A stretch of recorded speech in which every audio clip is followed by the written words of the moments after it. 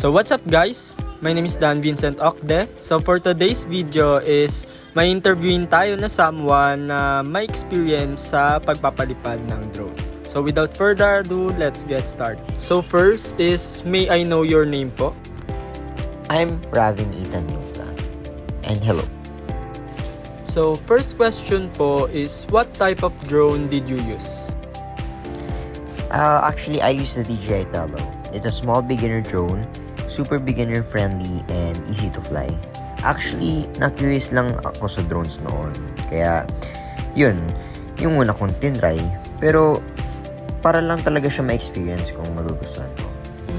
Okay, so second question po is, what was it used for? Mostly for fun lang talaga.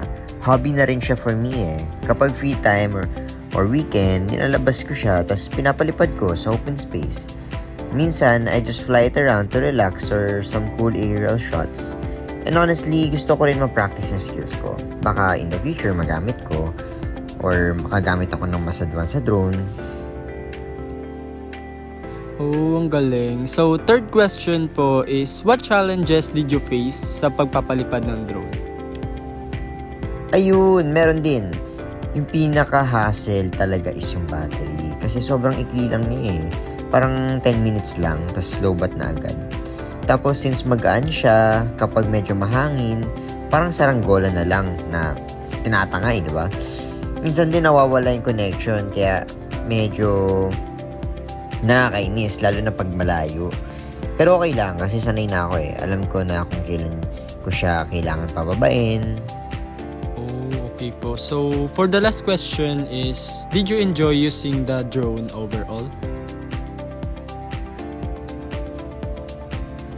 Super naman, na-enjoy ko yun, promise. Na, like, nakaka-addict siya.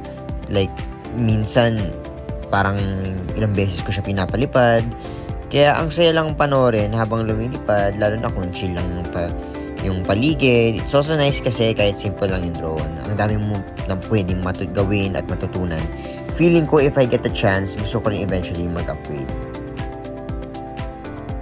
Oh, nice. Parang saya nga magpalipad ng drone. So, ayun po. Thank you, Mr. Ethan, for your time para sa interview na ito. Welcome. Thank you din.